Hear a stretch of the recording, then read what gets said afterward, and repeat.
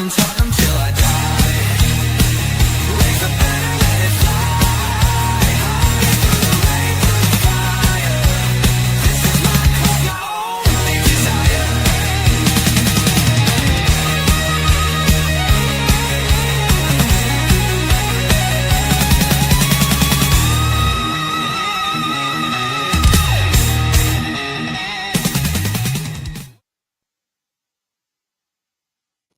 Hi guys, and welcome to the greatest show on earth. Welcome to THFC to a Die, home of Tottenham past, present, and hopefully an exciting future under Thomas Frank.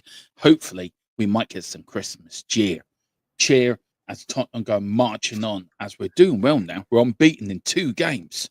Wow. Yeah. If we win one more, isn't that called a winning streak? Remember Yeah, what those things yeah. were, guys? I remember them from a couple of years ago. Winning streaks. What's a winning streak? I don't know. But joining me, this man needs no introduction the world over. Yes, he fights out of somewhere in England, somewhere just outside Luton, 20 miles up the M1 to come off at Junction 9, and he's 10 minutes there. He's 10 minutes from there. Oh yeah. Big up Luton. Let's big up Luton. Yeah, lovely place. He's in the THFC top security centre for operations. Yeah. But I would just like to say, anyone living in Luton, I'm joking. I love it because I don't want you to come round and cap my ass. Is that what they say to me? Yeah, it is. But I'll tell you one thing though, Tequila. I can't introduce you the way this man can introduce you. I'm gonna have to do it. So this is it. This will be Tequila's introduction from now on. Let's get ready to rumble.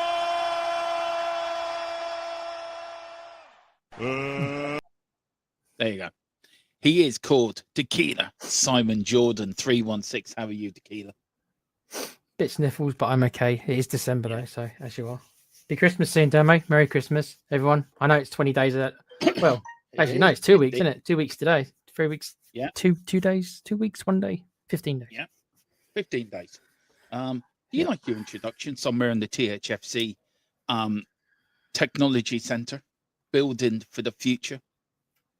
You know, data centers. Is that what they're called? Data center. Yeah, all AIs are. Yeah, AI is going to take over soon, guys. We're all going to become robots. But you are an AI. I could be. That would be a great plot twist. In the end, I am Skynet. I take over everything.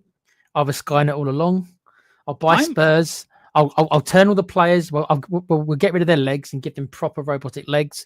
Then they'll all be great footballers. I'll keep Basuma just for the lulz, and he can sit backstage, do the laughing gas, and we can all have a good laugh. I think. Yeah. Look, I welcome a few people in. I want to get serious. I do. I want to get deadly serious before we start. I want to get serious straight away to get. I'm going in straight for the kill. Go for it. No mention about tonight. Let's welcome a few people in. Big up to Wayne Bonner. Good evening, everyone. Hope you're all well. Spurs are on a roll. 3 unbeaten, attacking again. Yes, we're unbeaten in the last 3 in all competitions, Tequila. We have scored 3. We've scored 7 goals and only conceded 2 in our last 3 games in all competitions. There you go. I guess if you look at it that way, it's not too bad, is it? Yeah, Tequila just fell off his keyboard. Wherever AI set on, I don't know. Big up to Colum as well from the Manchester United agenda. Big up to you, Sir Colum. Hope you're doing well. Yes, Colum has been nominated for a knighthood for his services to football. Me and Tequila are giving you one. We're giving you one, Colum. We're giving you a knighthood. We decided that is, you get a knighthood for your services to THFC, to Die, and football in general on YouTube. What do you reckon? Should we give him a knighthood, Tequila, or an MBE or CBE? We'll give him an MBE like Beckham got an MBE. Is that what Beckham got last year? Or was he knighted? I can't remember. Was he knighted? Yeah. There you go, Colm. We'll knight you like Becks. Yeah. Wish you could take the corner like you could, mate.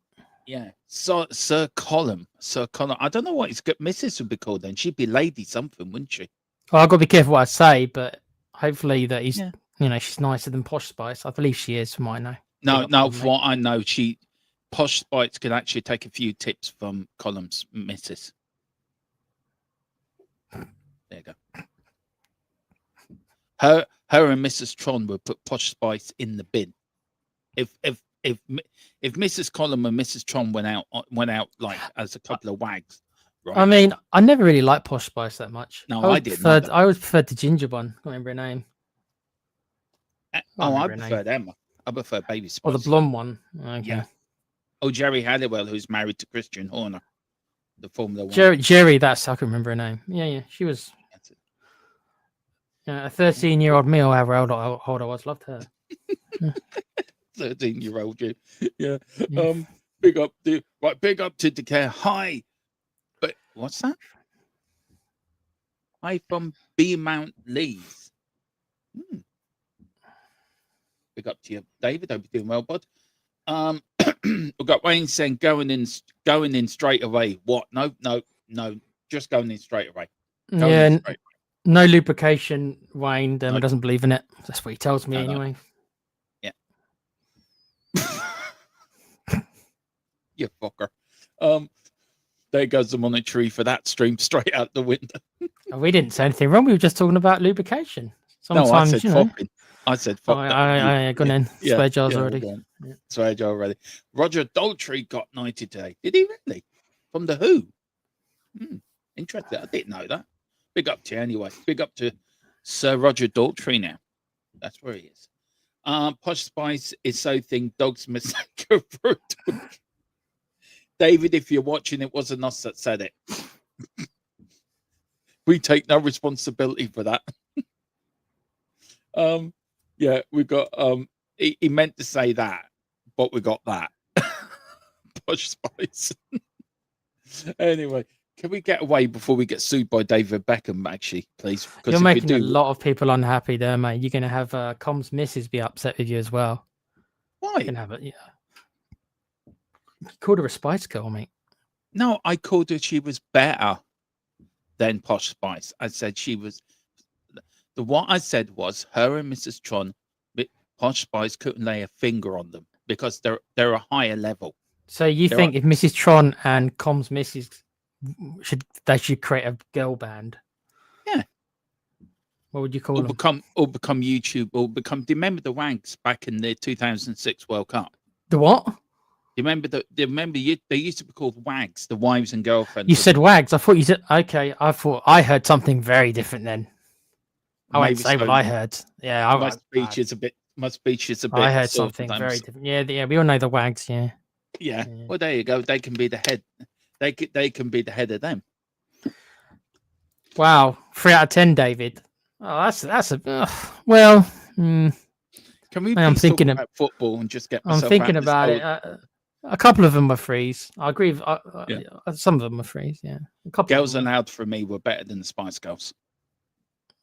I liked Eternal, if anyone remembers them, especially the white girl. Yeah, nice. TLC. That was a good band as well.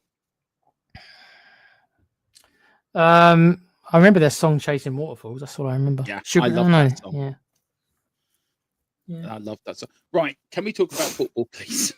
Yeah. But we got ourselves into enough trouble. Yeah, we have. You and me are definitely like the sports bar. We start off getting ourselves into trouble, and then we just go and start talking about football. You're the one. Cundy wears that silly little clown mask now. Actually, you're wearing that down there. You're wearing the clown mask. No, I would be caught dead wearing that. Right, come on. It looks ridiculous. Go on then. It does. Let's talk about football. Let's talk about Basuma start because you and me haven't been done for a while together. I know I had my say in it last night, Peter, about what I would do to him as the club, but I want to put this into a wider context. Should the Premier League be doing something? Because if you think about it, footballers are role models, aren't they? If they like it or not, footballers are definitely role models. Tottenham can only do so much. Surely the Premier League have to get involved now. And there has to be a domestic ban for them. Do you think there has to be lessons learned from this? Well, I mean, firstly, I think it was Rain Man yesterday or the day before. I think it was yesterday. I thought he was mid-20s. I thought he was like 26, but Rain said he's 29. So that makes it even worse because he's not even what you call young. Look, I know that 29's not old, but You're not a kid at 29, right? And so, that makes him one of the older players in the team.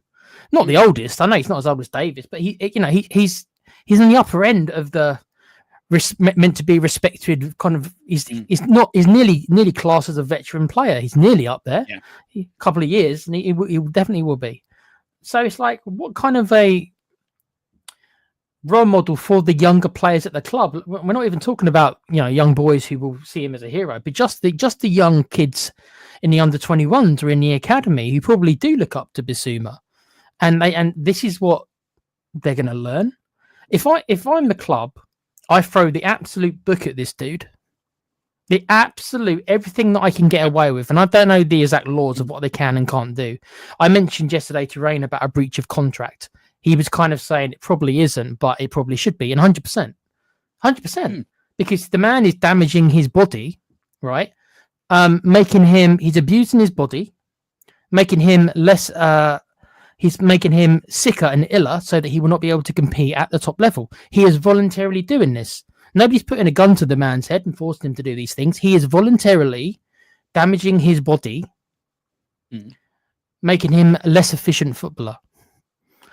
Surely you would think there should be something in the contracts about that, and that contract should be cancelled. He should get no more pay. If we cancel the contract, he's going to get a payoff. That shouldn't be the case. Yeah. We should be done. We should be able to tear it up, right, and give whatever's left of his contract, the 6 months, give that to one of the top charities. And that would be a damn lot of money, probably 500,000, maybe even more. 6 months of his contract, give it to a charity. I agree. I mean, you know what I said last night, Keeler, and I meant he should be sacked, and he should be sacked now. With only 6 months on his contract, do you think Tottenham might drag this out a little bit? And also, I was saying it last night. I wanted your views.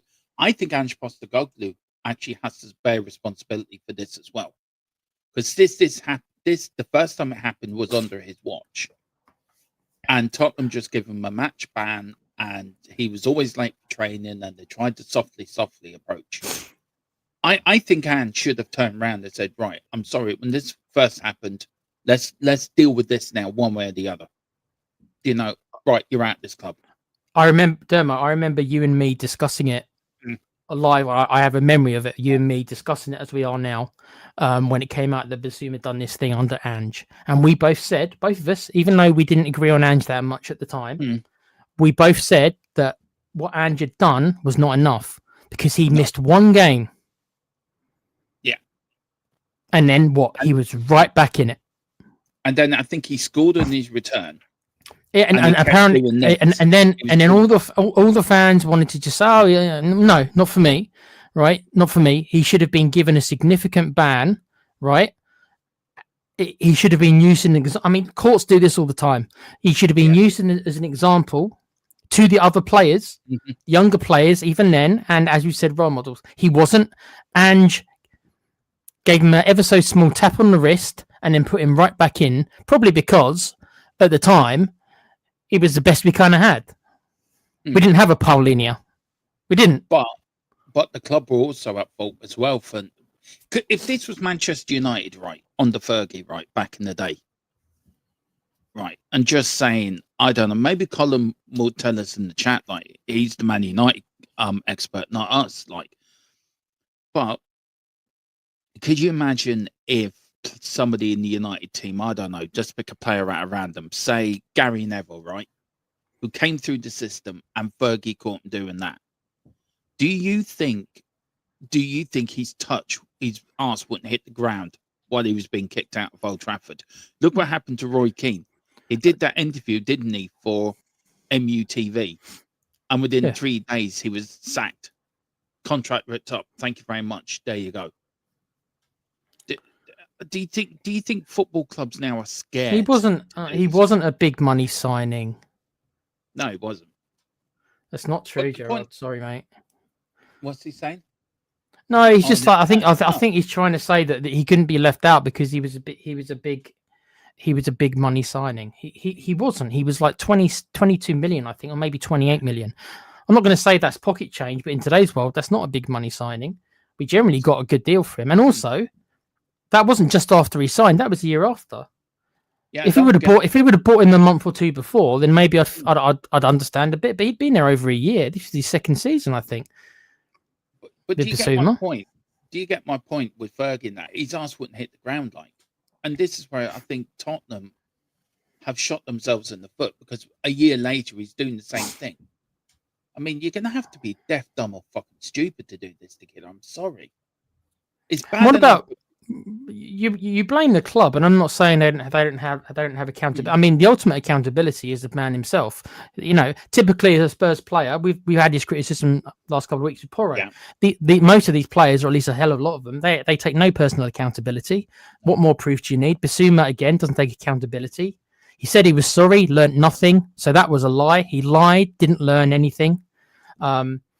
Was given a little tap on the wrist by Ange. Ange didn't show any proper leadership. Not shocked. I never thought he was much of a leader anyway. But the players themselves in the dressing room also, now we don't know if any of them sat him down and have a word to him, but if any of them did, he didn't listen to them. If I'm Romero, right? Romero's meant to be our captain, and you would like to think Romero, right? World Cup winner, is going to sit down and say, "Listen, mate, what you doing? What you doing?" Exactly. What you doing? Yeah, exactly. But we don't know if that ever happened. We're not in the locker room, so we don't know. But if I'm Romero now, and I did try and have a word with him last season, I'd be 2-footed tackling him every time I see him in training. Yeah. And that might not sound good, but idiots like this, dumbasses like Bissouma, they ain't going to learn any other way. You can't teach these guys. They're not going to learn any other way. But what would Roy Keane do to Bissouma if that was a United locker room? If he did that, say United, but say if he was with Ireland, right? Roy Keane would have kicked him from one end of Ireland to the other. He wouldn't have him in the squad. Exactly. He would have went to the FAI and said, right, I don't want that man in the squad. He would have been probably banned from the locker room. He probably would have been made to apologise to all his teammates and said, if you ever do anything like this again, you're going to get got. And yes, I know how it sounds, but that was Roy Keane was like that. We all know that he was, and I can respect it for that as well. I know it's not politically. I know it's not politically correct. I know they're all snowflakes, and then they're not allowed to be criticised. You know, we already saw that the other week. You're not allowed to criticise them, otherwise you're not proper fans. But no, Dermo, it's like, you know, I've got no excuse for Bissouma, and the thing is, if he were to get back into the team again, if he came back into the team again and played really well, people would forgive him, not me. No, for me, I think with January coming up, you're either going to cancel his contract or just take a cut price and get rid of him. If I'm being honest, I mean, he's already been suspended this year anyway under Thomas Frank in pre-season. Remember, he turned up late and he wasn't there for the Newcastle game? And there was Demo, if you remember, there was question marks over him. I mean, be careful what I say, because in this case, he was kind of proven to be innocent. But yeah, the term "smoke without fire." Yeah. Before we signed him, Demo, he had problems in a nightclub with his friends in nightclub. So that should have been a little bit of a warning sign. You know what else should have been a warning sign? The fact that we got a good price for him when really we were all a bit confused, almost as if Brighton were maybe thinking to themselves, I know it's for me. For me, it just needs sorted out now, and get it done, because the longer it drags on, the longer it's going to impact, I think, the squad. I think it's going to impact I mean, he's injured at the moment, so maybe that's a blessing in disguise. But I think I think Gerard's right, and this comment here I think is spot on, actually. Maybe Ange showed him too much empathy. Maybe he did, but desperate. That's why Ange was desperate. Yeah, but also managers have to be strict as well. They have to be the father figure. They have to be the boss. They have to be the person that the players fear. If players don't see a fear within a manager, then the players are going to walk over that manager, and that's the problem. And I think Bissouma is this type of individual with all the talent in the world. For me, he doesn't deserve to have this lifestyle he's got. He doesn't deserve it. There's plenty of players, Tequila, that haven't made it that deserve it more than he does. So I think he should come out publicly, and he hasn't even publicly apologized yet. And the top of that, he deleted all the Tottenham stuff off his Instagram. So what does that tell you? He doesn't have respect for the club. He doesn't have respect for the badge. No, He doesn't have respect for us fans. It's He has just respect another. for no one. Yeah, it's just another mercenary, as we know so many of them are. That's all. Yeah, the sooner he can goes, the fucking better. In my view. Also, If to keep the full. Dermo, if he would have played blinders for us, you Mhm. see, it's a little bit like Mo Salah is a good example. Everyone's saying, and probably rightly so, oh, he's selfish, he's only in it for himself. But and they're probably 100% bang on. He's an egomaniac. He's got a massive ego. You know what? He probably does. A lot of the best players do. But that's the difference between him and Basuma. That's Mo Salah, who scores hundreds of goals for Yeah. title-winning teams. This is on that- Basuma. Yeah, This I is know. Basuma. On that, Bud, what is your view on that Mo Salah and Arnie Slot thing? It's a bit of a weird one to come out with, isn't it? It's a bit of a sort of when that broke out last Sunday, like I couldn't believe what I was reading. Like, look, there's no smoke with that fire, Tequila. We don't know what goes on within dressing rooms, and we do know we've all said it that Liverpool did win the league last year with a Klopp team. Do you look? It's going to be a massive decision to Liverpool back the player or back the manager. Now, how do you see it ended? How do you see it ending? I think they're going to back the player. I think Arnie Slot's a dead man walking. Personally, if you look at the run Liverpool are on now, to be fair to Gila, 3-1 up against Leeds and drew 3-3. The thing is, he's not a spring chicken, so no. He has come to the end of his career. I know players play till they're much older. Yeah. But he has come out to the last couple of years. So Liverpool, they might be thinking to themselves, well, he's causing problems. Maybe it's time we cash in that check. While he's still got a bit of value. You see, stuff like this is only going to lower his value because now he's given himself this. Now it's in the public. It's in the public eye that now it's like, oh, he's a great player, but do we want this kind of egomaniac, how he's coming across a little bit? Do we really want that? And a lot of clubs will say yes. I'm not even seeing. Look, if he was offered to Spurs, I'd probably be thinking, it'd be hard to say no, wouldn't it? Let's be honest. I wouldn't take him. You wouldn't? Nope. I don't want that. I don't want that. Yeah, I get what you're saying. You'd be off your head because we're not talking about a good player. We're talking about one of the best players in the world over the last 10 seasons. He has been. Yeah. Okay, so you guys would both say no to Salah. I just don't like the way he would operate within the dressing room. Yeah, the thing I don't get though, with you guys saying you say no to Salah. If you're saying to me, Tequila, I don't want players in our team who are egomaniacs. My reply to you is honestly, we should get rid of half of our team at least then, because I think half of our team is egomaniacs. I agree. So if you're willing to put up with bang average players in our squad who are egomaniacs, right? I won't even name names. Names are already coming into your head. I haven't got to say which names. We might as well take Mo Salah because at least Mo Salah gets it done on the pitch, which at least justifies the fact he's an egomaniac. Yeah, well, Spurs squad, half of them haven't done enough to even justify the egos they've got. No, the reason why I wouldn't take him is totally different to what you've just said. The reason I wouldn't take him is I think he's past it. I think he's on the downward.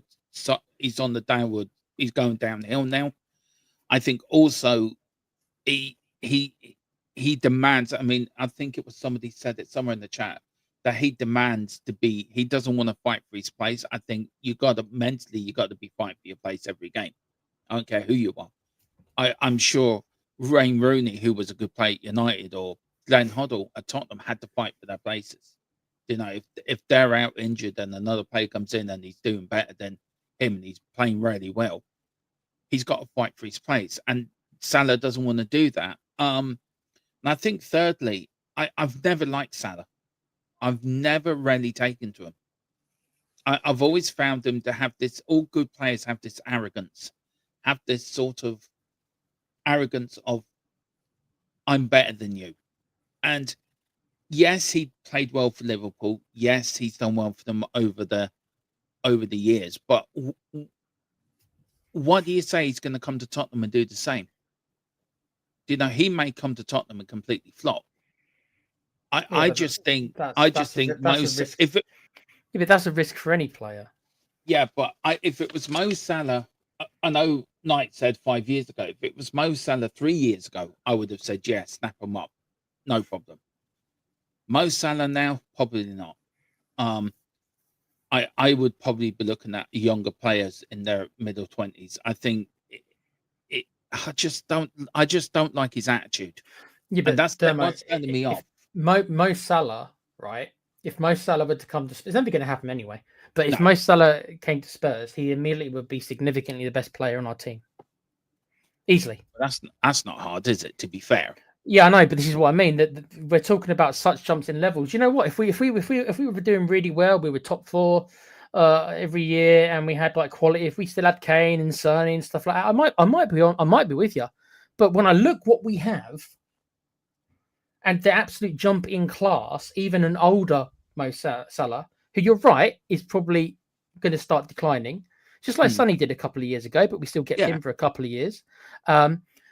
That jump in class, right? It's not a small jump. So this is why I mean I can't get behind not wanting him, even though I agree that yes, he's an egomaniac, but he probably had a little bit of a right to be because he's probably been in the top 5 best players in the world probably for the last couple of years.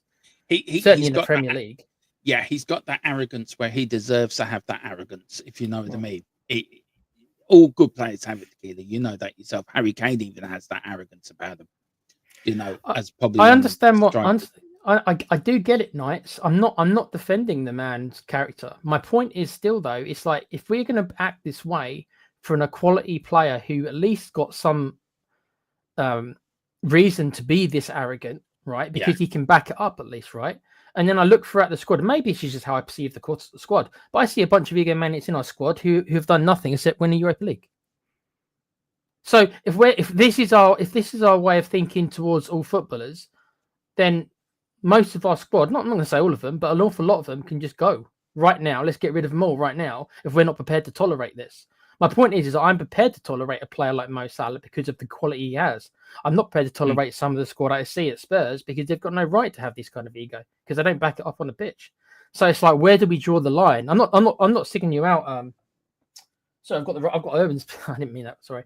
I'm not sticking you out, Knights. I'm just trying to understand like why are we okay when it's average players, but when it's a player with Mo Salah's abilities, why are we rejecting that? I don't really understand it, mate. I don't understand it either. I really don't. I mean, you look at our squad, which we are going to go over Friday, by the way. I'm really looking forward to this. I'm really putting this to bed, and really look, there's going to be disagreements between us, Tequila. You know that we will have to compromise. We'll have to bend a little bit, but I'm looking forward to it. I am looking forward to it because there's going to be players in this squad I think that are good, you think are not good, and it's going to be players think that in this squad you think are good, and I think they're not good. So I think we can agree that Porro's the first one to be drafted out. Send him to where did we send Napoleon? Napoleon. We'll send him there. He's like a little Napoleon, isn't he? Very quickly on last night's game, Bud, before we do get into transfer plans for January. Look, I didn't see Saturday's game, and you were saying to me in that Saturday's game was better than last night's, and I think last night was poor. I mean, I said it 3-4 times during the watch along that I felt we were very complacent, and to be fair, we were waiting for Savia Park to score. We were given any decent team, I think last night would have punished us together, to be fair. The chances they had. Look, we are 9th. We're only a point behind Liverpool. And between us and PSG, there's only 1 point between, I think, 6 or 7 clubs. Kudos last night. I called him Little Maradona because I saw last night the killer that you can't get that lad off the ball. His lower center of gravity when he's got the ball and his upper body strength when he's got the ball is something I haven't seen in a long time. Do you know how good of a signing has Kudos become? Because I think he's the best signing of the summer for me. And when the starting to see shoots of Xavi as well, scoring his second goal in 2 games as well last night, I thought he had a quiet game, but took his penalty well. But kudos. I mean, we're both old enough to remember Maradona Tequila. So, can you see that little bit of Maradona about him? I can, but I don't know No, if it's just me. No, he's a good player, but I mean, I know that you're not saying he's as good as Maradona. I'm not putting words in your mouth because I know you never said that. But I guess maybe it's just a pet peeve. Like, this person's the next Maradona, this person's the next Pele, this person's the next Rooney, this person's the next. He should be the first of his own kind, right? Forge your own path. I get that. Be the first kudos, right? Don't worry about being someone else. He's a good player, though. Maybe he had a good game. I don't know. I mean, I think he's again. We need to give it a bit longer to see if he can keep up these levels. But he did well. Simmons did well. Simmons has had a good couple of games, and it's like everyone's kind of saying, "Oh, can we all forgive Simmons?" It's like, well, hold on. He's had a couple of good games. Let's see if he can keep this up and come back to us in a couple of months to see if he can keep it up. And then once he starts getting some consistency, then we can start saying a bit like how good or bad he is, right? He started kudos, not kudos started well, faded a little bit, maybe as we captioned it a bit. Simmons started badly and he started to come around a bit. So a bit more patient, but he had a good game. They both had good games yesterday. The opposition wasn't good. Oh, no, the opposition was shit, by the way. But I want to expand what I was saying, really. I was watching them last night, and there was a glimpse of what he was doing. Maradona did so well. It was the upper body strength. It was keeping the ball. Other players couldn't get the ball off him. He did a run last night, and he did this in the middle of the park. He just ghosted by 3 players like they weren't there, and he went on this merry run. And I just kept saying in the watch long, 86, 86, 86, because it reminded me of Maradona's second goal. The way he just switched around to England players back then. It was 2 players around him with 3, and he just went through 3 of them. And it's just, I'm not saying he's going to be the next Maradona. I probably didn't explain right what I was saying, but it was things last night reminded me of Maradona last night. It was the way you can't take the ball off him, Tequila. He's upper body strength. It's something else good as last night. And I've seen it in the Premier League as well, where he does get the ball and his upper body strength is unreal. Nobody can get the ball off him. And the way that he runs at people, and his ball control is very good. The way he glides past people. And I just like what I'm seeing. Look, there were things last night reminding me of Maradona. I don't know why I was thinking of Maradona last night, but as a kid growing up, Maradona for me, forget all these off-field problems. On the pitch, he was the greatest player I've ever seen. Apart from Glenn Hoddle, he was the greatest player I ever seen in my life, in my childhood, in my life. Lionel Messi's probably up there with him. Probably was the generation on from Maradona. Most probably in Argentina, he was the second coming. But for me, Kudos has the chance. There's no stealing for Kudos, Tequila. This lad can go further and further and further. I don't think we've seen the best of Kudos yet.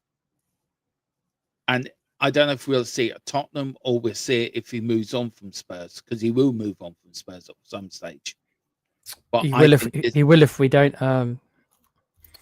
qualify for the Champions League within the next 2 seasons. He probably will. I'm not saying he's going to leave if we don't do it this year. I don't think he's like that, Tequila. I don't think Tequila's that.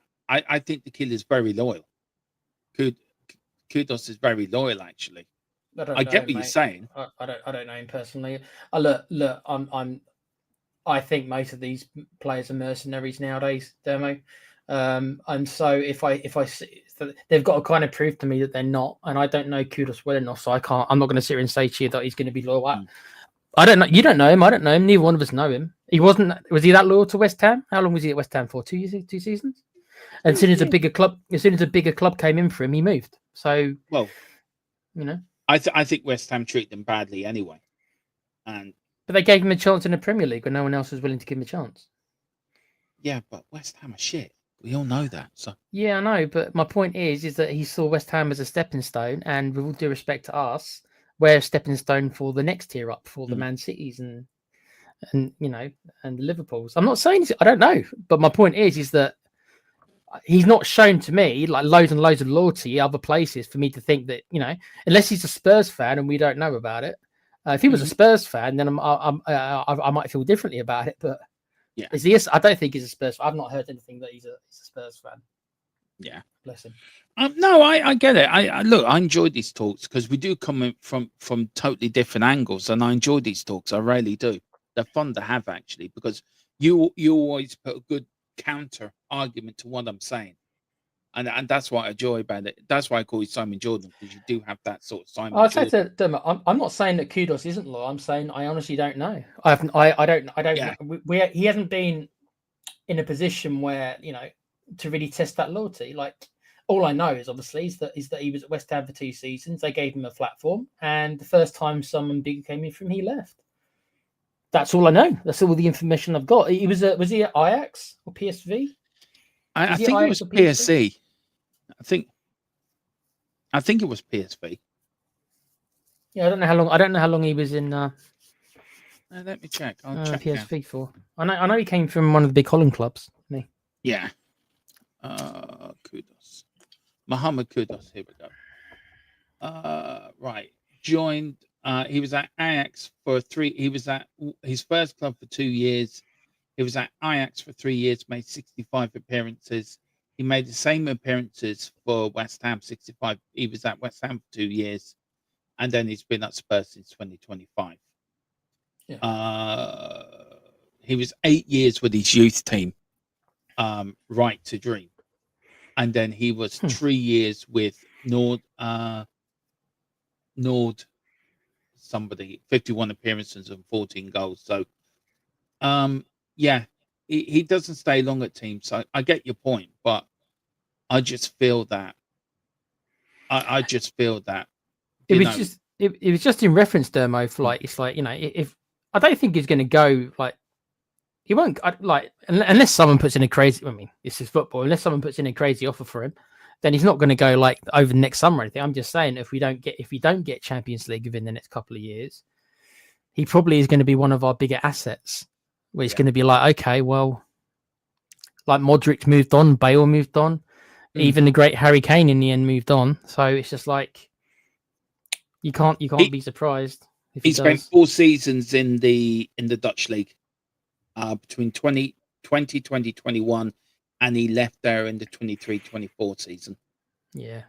So he you know what I mean. I like him. I just like who cares whether Kiddos is loyal? We do, mate. That's why we're talking about it, David. Straight to the point. Well, it's just like who cares? Just like, okay, mate, there are other channels you can watch. I mean, we're having a discussion about it. Jesus. Well, Gary Mabbutt. Oh no, Gary Mabbutt was loyal. He stayed at the club for a long time. Steve Perryman was loyal. They still exist, but they're definitely a dying Who was breed. the last Premier League player, Tequila? Was it Steven Gerrard or Matt Letizia? Who was the last player to spend all their career at one club?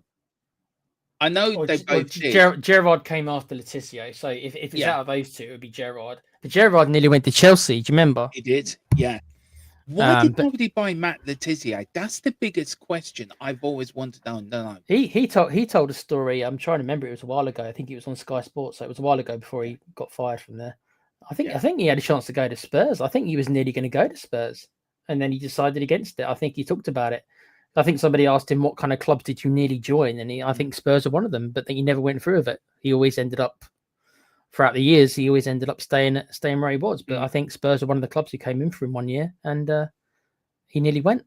I remember hearing about it. Big up to Erwin. He says, hi, Dermot and Tequila, all in the chat. Hope you're all is good with you. Dermot, I was out cutting the tree, then fell off yesterday. Yeah, we had a hurricane yesterday. It was dreadful, the wind.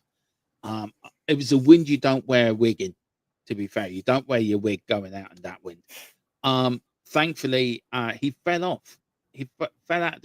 Firstly, what are you doing up a tree in a hurricane? Firstly, bizarrely. Secondly, are you okay? And thirdly, are you feeling okay? I mean, he goes up, starts cutting his tree in a hurricane. Are you all right though? Seriously, man, are you all right? I mean, there were Egypts in the sea yesterday in hurricane. The seas were the waves were massive, right? And there was people up in Galway in the middle of the sea, skinny dipping. I mean, Jesus Christ, like, I don't know. Let's crack on with this tequila. Okay. Right, let's get into it. Right now, here we go. Here's a big one that warms the cockles of my heart. That really does. Bring the Irish Star home. That's all I'm gonna say. Bring him home. But why did he stop going off? I set this new thing right. Is it thing you've got to Oh, hang on. Okay. Right. Spurs may try and bring back Troy Parrott in January here in 30 million. It's a starting point if they go ahead. Do you know what, Tequila? Just fucking stay on. Don't go off after 10 seconds. For me, yes. Get this done. Bring him home. He's better than what we got. Look, I'm sorry. Him last night, he would have scored a hat-trick last night. Troy Parrott. You look at Richie. He missed an open goal, for Christ's sake. Ray Charles and Stevie Wonder would have scored goals last night. And what did Richie do? He hit it in the one place where the keeper was sat, and the keeper was going the wrong way. The keeper's like this with his arm. Let me ask you though, Dermo. Right? Yeah. If Richarlison was playing in Holland, Yeah. do you not think he'd get 20 goals as well? No, Richarlison is shit. In Holland. No, look. I think if he was playing, no disrespect to anyone but this comment, but if he was playing in the blind Premier League, he wouldn't score. He's that crap. I mean, Tequila, he had the whole, you know how big goals are, right? He had the whole goal to aim at. Pick his spot, the ball's in the back of the net. 42 seconds in, we're 1-0 up. And he can't even do that. I know this isn't me defending Richarlison. I think he's rubbish as well. But I'm just saying is that I can just think there's been so many strikers who have scored loads of goals in Holland. And yes, there's exceptions to the rule. I think Van Nistelrooy came from there, didn't he? And he scored bucket loads for United. Yeah. But that's the exception to the rule. Yeah, Most of the time. Who was the player we had, Dermo? What was his name? Is it Vinicius? Yeah. He went to Fulham, didn't he? We got him from Holland. I can't remember which club.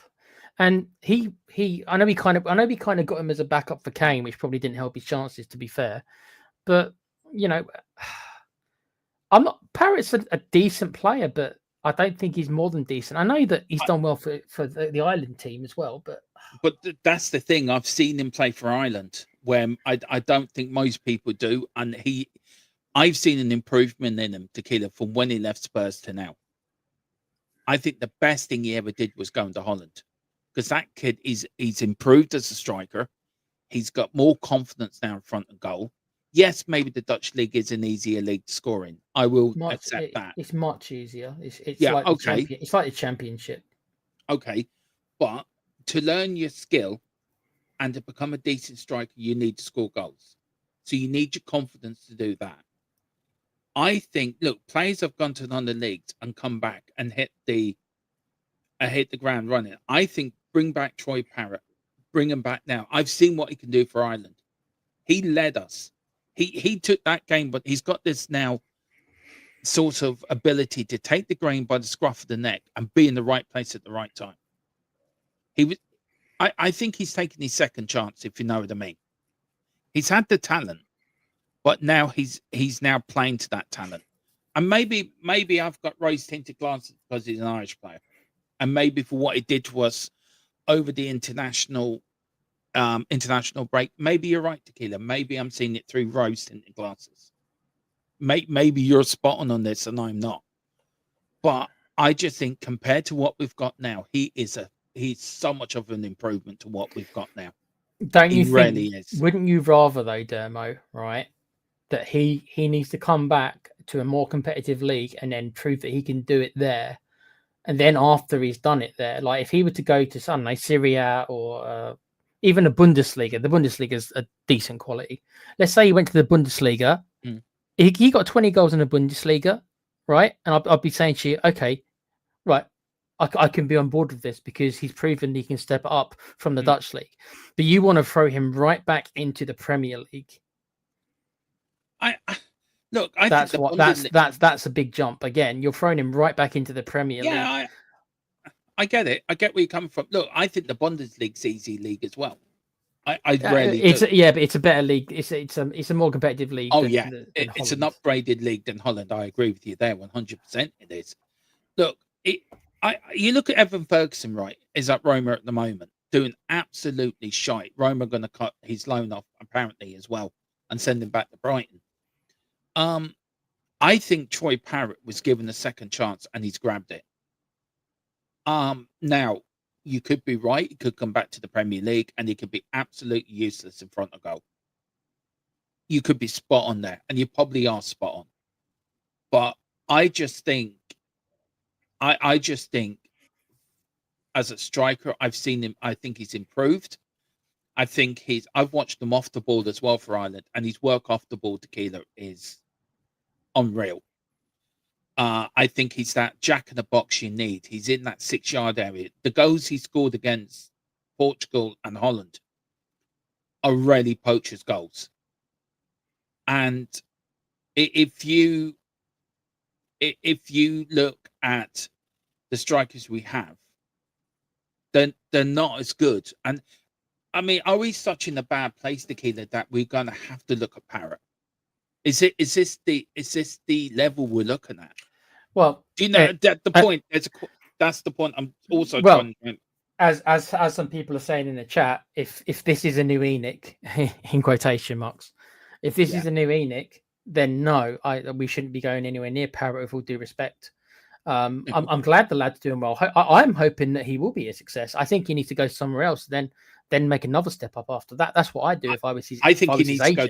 I think he needs to go to Italy. If I'm being honest, somewhere like that would be a good shout. But if we are meant to be flashing the cash, and I'll believe that when I see it, then we need to be looking for bigger fish. If Enoch are on the ball, if Enoch are telling the truth, which is a big, obviously, question. Yeah, then let me twist this on its head. Then if Enoch are going after Parrott for 30 million, then doesn't that tell you what all you need to know? Yes. About where we're going with Enoch. Yes. And maybe in a sort of hypocritical way, or not a hypocritical way, maybe in hindsight for a lot of people, but not for me.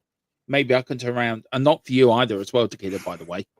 But to other people, we can say we told you so. Enoch would do this because you and me both don't trust them. We both don't trust what they are and what they are trying to bring to Tottenham. And then they're not going to, if they didn't do it for 25 years, why are they going to start doing it now? And that's the big question. Well, no, I kind of agree with you. I don't particularly believe them ever. Like I say, I'll give them what they get. They get one transfer window from me. We're all going to have different patient levels. They get one. They get one summer transfer window from me where they're fully in charge, right? When we know that they're fully in charge for it all, they get one chance for me, but only one. But no, as people in the chat are saying, it's like if we go for Parrott, especially did you say 20% reduced cost? That's Daniel. That is 100% Daniel Levy. Daniel Levy. Yeah. Because we can get 20% off. He's scoring goals in Holland. Okay, let's go get him. That we can save some money. That's Daniel Levy. And then we will know, as you rightfully said, that it wasn't Daniel Levy, or at least it was Daniel Levy, but it was following orders and a remit from Enoch. So we will know that these guys is no different than. So you know what? Go do it. Then I'll get my answer quicker. I haven't got to wait till the summer window. If they go do it, I'll get my answer quicker than I thought I would. Yeah. So go do it. Then. Yeah. I think from an Ireland point of view, from an Irish fan point of view, I think Gant Parrott would be great because I can see the improvement in them. But also from a Enoch point of view, then it tells us all we need to know what they're going to do. What are they? Look, I was talking to Rain last night about the sponsor. They were getting a new shirt sponsored together. With that's gonna pump money in for transfers. Do you think the stadium names are gonna link with the shirt sponsors we get? I have a funny feeling. Well, yeah, but they never have before. Well, we've never had a stadium rights before, have we? To be fair. When did I we know get our what you're last? When did we get our last shirt sponsor? How long ago? Do you remember? Oh, is that White Hart Lane? Was it that long? Yeah. Okay. All right then. I know they've brought in the fella that did the Everton sponsoring. They've brought him in to get a new stadium sponsor name for us. I thought we changed shirt sponsors more frequently than that. No, How long did we have Mansion for? Was that just a short one then? That was a short one. Hang on, let me check. Spurs. How long with AIA? Right. Yeah. According to club's official, AI will remain Tottenham's front shirt sponsor until the end of the 26-27 season, after which it would transition into a role of a global training partner from July 27 through to 2032. Right. How long? I'm trying to find out. Well, when it started. Yeah. If anyone in the chat knows, let us know. Well, me and Dan may try and see if we can find this. Yeah, because I'd be interested in how long they've been our shirt sponsor, actually.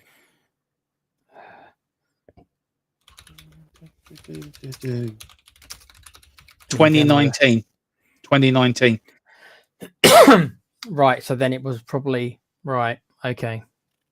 So, yeah. Yeah. Okay. No, sorry. No. Following the expansion of the partnership in 2017, when AIA became the club's global principal partner, today announced that Shanghai will see the partnership extend to the end of 26-27 season. The AIA brand will continue to appear on the front of the club's men and women. So it was, 2017. Well, in that case, then then we haven't had to negotiate a shirt sponsor then since the stadium.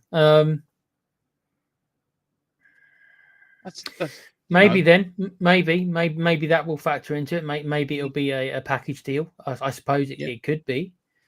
You think that's the reason why we didn't bother getting the stadium?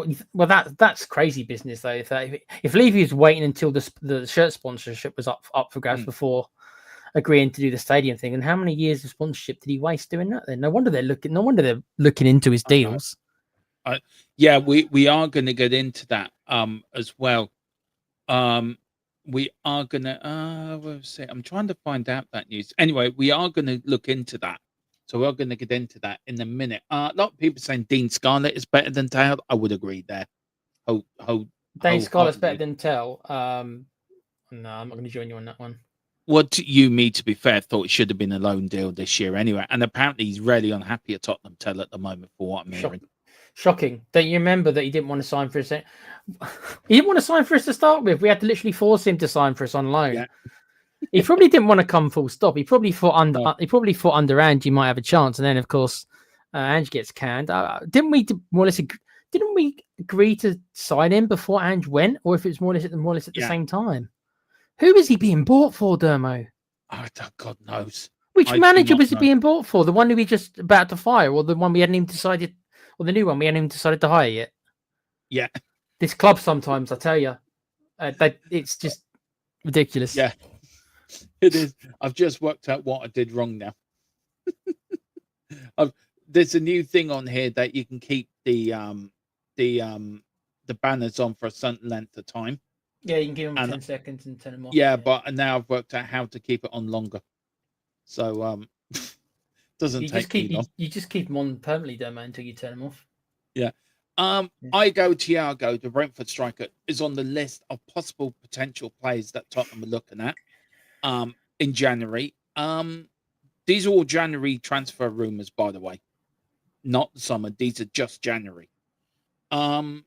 Maybe that might sort of change people's opinions on ENIC if this is just January. But look, I like this striker, Tequila. I think he's playing very well for Brentford. How he's not being picked for Brazil, God only knows.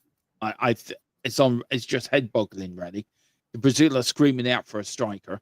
They're playing the striker who can't hit an open goal.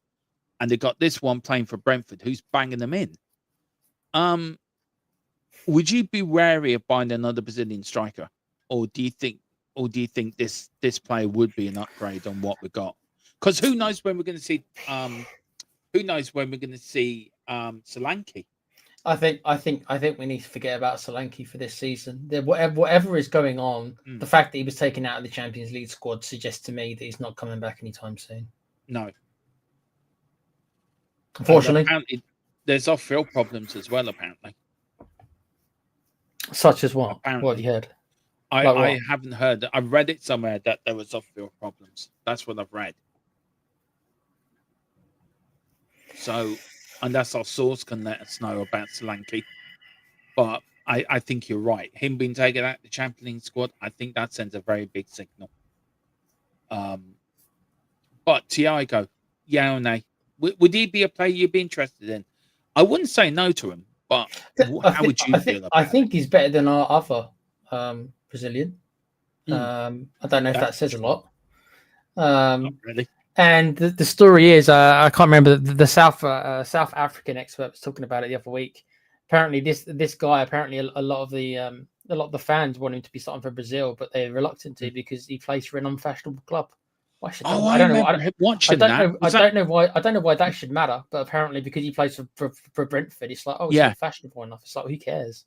Was that on Talk Sport? It was, it was, yeah. Because they're not a big club. Yeah, fashionable club. That's mad, man. That is mad. I mean, how do you think he's performed this year for Brentford? I think he's done very well, actually. I think he's performed very well. I think he's decent. Again, he's decent enough for what we want to do, right? If you're looking for just an upgrade, then he probably is an upgrade. But if you're going to be, I don't know how much he's going to cost us. He won't be cheap, especially in January. No. He's not going to be cheap. But wouldn't you rather get somebody, a bit more of a level up? I'm not saying it's bad by all means, but I'm just. Is that where we want to be? This is all I'm questioning. I agree. I totally agree. I do like David's comment. He has a Brazilian passport, fully verified, apparently. Well, we need to go check Richie's again because I'm smelling fakery with Dermo. I'm smelling fakery with Richarlison's. We've got a few questions here from the chat. We'll get to your chats in a minute, guys. So do give us a few minutes because I know there's a few people there. I just want to get through this transfer news if we can. James Trafford has been looked at for a competition for Vicario. I think this is a no-brainer, to be fair, Tequila. I really think this is a no-brainer. You look at... How old is he now? Is he even 21, 22, is he? He's still pretty young, isn't he? He's still pretty young. I don't know who's playing for at the moment. Just let me check. But look, if you look at him and if you look at Kingsley, wouldn't you make a move? Because Kingsley, I think we're damaging Kingsley's career basically at the moment. I think, there's rumours that in training, apparently, Kinky, as I call him, has regressed. Yeah. I think Trafford would be a decent option. He's a younger keeper. 23. Yeah, so he's still on the young for a keeper. That's obviously still very young for a keeper because we know they mature much older. Only issue is Dermo. You're buying a keeper of 23. He probably should be playing every week. Is he going to get in ahead of Vicario? So it becomes a little bit like, what do we do? Just keep him on the bench. If you keep him on the bench, he's never going to get any better. So you bring in a young keeper to try and improve. He never gets any game time. When I think of a backup keeper, I think of him more of an elder statesman. Yeah.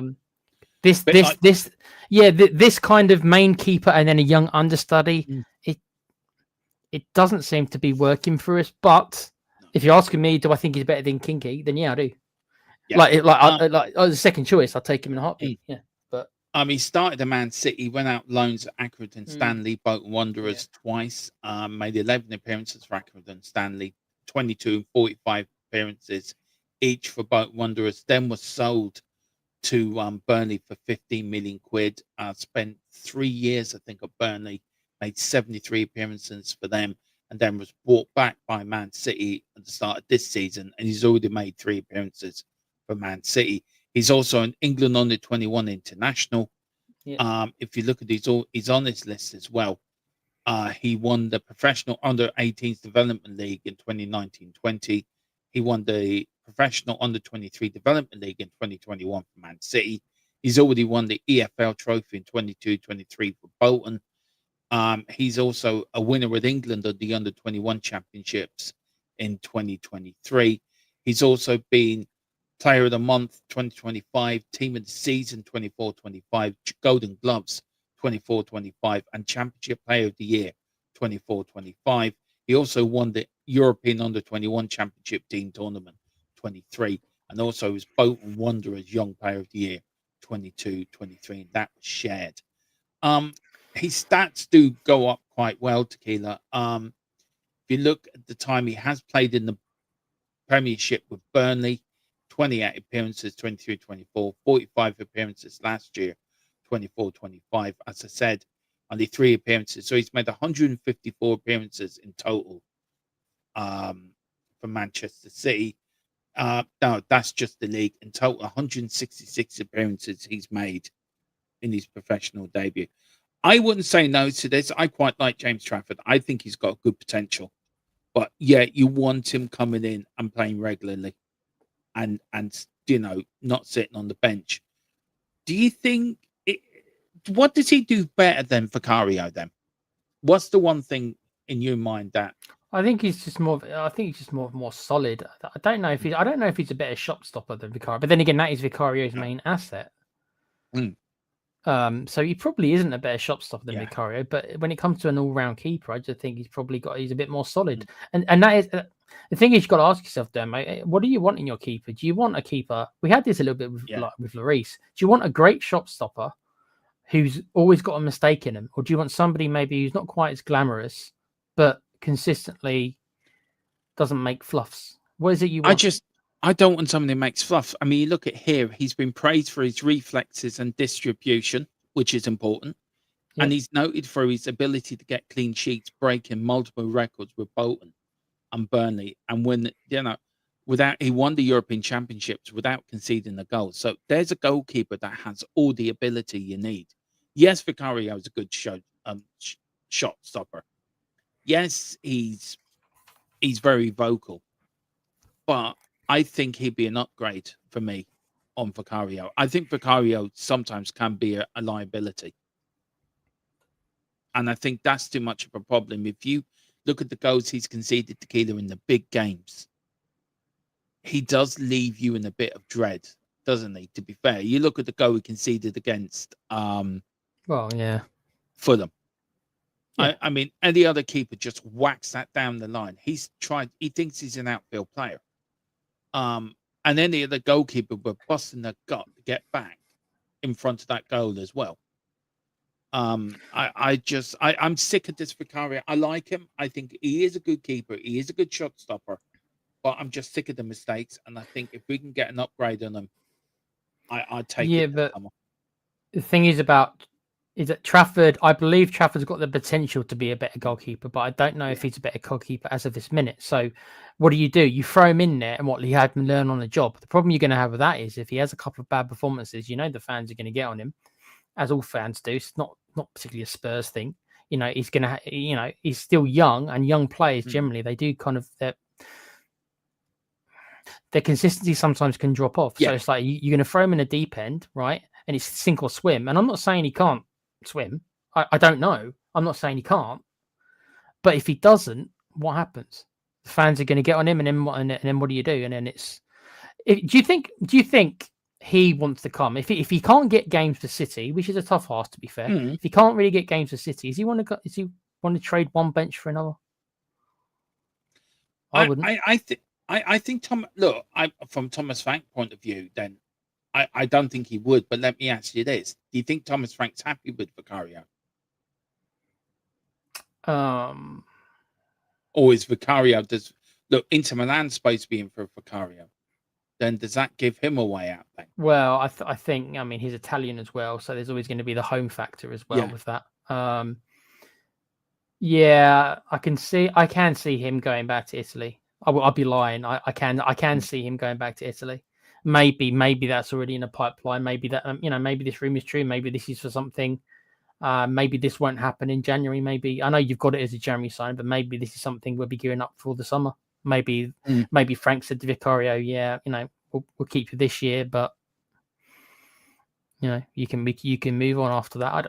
We don't know Yeah, how I, far ahead they plan these things, don't we don't know, do we, bud? But look, He's a good keeper, yeah, though. I'd be happy to have him as an understudy. My fear is that he'll play like 5 games a season, playing the League Cup game. We're already out of the League Cup this year, so playing the early round of the Cup games, and then we just won't see him barring an injury for Vicario. He won't play enough, Thermo, and he won't get better. I always feel you need 3 good goalkeepers in the squad, and we don't. We only have 2. We only have 1. Who's the second one? Exactly, Brandon Austin or Kingsley. Do you know? If say we don't go for Trafford, right, and say Vicario gets injured, right, like the last season, who do you put in? Kingsley? He's not going to be full of confidence. He may get confidence for regular playing. He may get confidence for doing that, but who do you know? Would you have full confidence of Kingsley or Alston going to go? No. When I think of my ideal squad, right, and I think about the players, I always think you have your number 1 keeper, right, who's normally in the prime of their career, like Vicario is meant to be, right. Then you've got, as I call, an older statesman who is near the end of their career but is still decent. I know Forster got a lot of stick, but I think for the role he was asked to play, which was the elder statesman backup, I thought he was perfect for it. Who was the other lad we had? Joe Hart was another one who fitted that same mold. So I think we should have 3 keepers, like you said. I think you need your current number 1. You need a veteran goalkeeper who doesn't mind sitting on a bench and is happy to be there to sit on the bench, fill in when he needs, and also the older statesman mentors a third goalkeeper who's a younger keeper who might not get that much game time, but at the very least can learn in training and be mentored by not only the number 1 choice, but also this elder statesman. We don't have that. We've got 2. We've got Brendan Austin, who's been here. You think he's a veteran keeper. He's not. He just never plays. He's been here for so many years. He's not a veteran keeper at all. He just sits on the bench every year. And we've got Vicario and Kinski. So, what about Kasper Schmeichel? There's another one you could throw into the mix. How if you wanted to. He's playing for Celtic at the moment. I think he's well into his 30s. But if you wanted an elder statesman, I think there's another good goalkeeper you could use. So I'm just spitballing these. Just names coming. No, that wouldn't be a bad idea. As that kind of elder statesman goalkeeper who could fill in whenever Vicario is not available and to help mentor a young keeper at the same time.